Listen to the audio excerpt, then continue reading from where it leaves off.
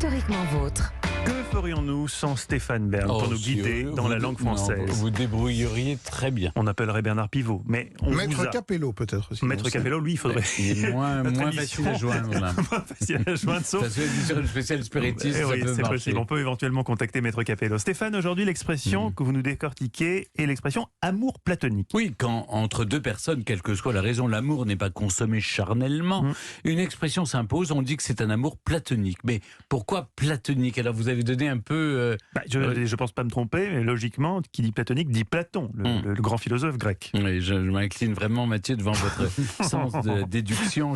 C'est votre deuxième prénom, c'est Sherlock. Oui, ça doit être ça, mais enchaînez. Oui, Mathieu, il s'agit bien de Platon, mais attention, ce n'est pas ce dernier qui a théorisé cet amour dénué d'accomplissement charnel.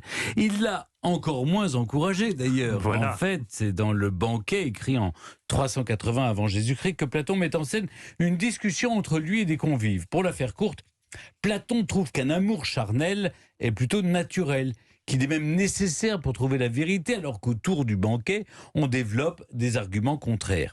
Mais c'est au XVIe siècle qu'un autre philosophe, Marcille Ficin, approfondit ce qu'il désignera comme l'amor platonicus, un amour chaste, poétique, bien loin de l'instinct animal qui nous pousserait forcément à la perpétuation de l'espèce ou à la recherche du plaisir. Vous l'avez compris, le concept devient d'ici christianisé. Cet amour devient une expression de Dieu, l'alliance chaste de deux âmes divines. Alors, terminons par un peu de légèreté avec un bon mot de Pierre Dac.